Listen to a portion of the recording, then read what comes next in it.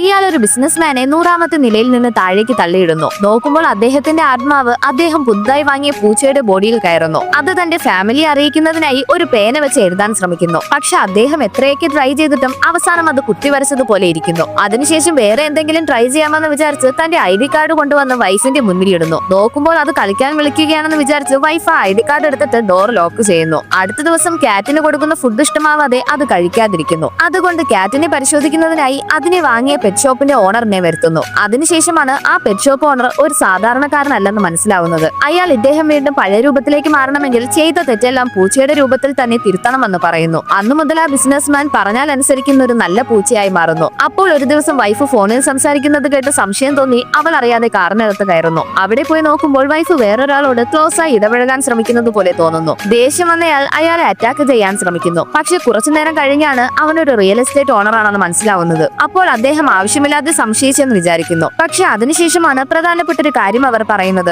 അദ്ദേഹം എപ്പോഴും ബിസിനസ്സിനായി സമയം കളഞ്ഞ് ഫാമിലിക്ക് വേണ്ടി ടൈം സ്പെൻഡ് ചെയ്യാത്തത് കൊണ്ട് അദ്ദേഹത്തെ ഡിവോഴ്സ് ചെയ്യാൻ പോകുന്നു. അപ്പോഴാണ് അദ്ദേഹത്തിന് താൻ ചെയ്ത തെറ്റെന്താണെന്ന് മനസ്സിലാവുന്നത്.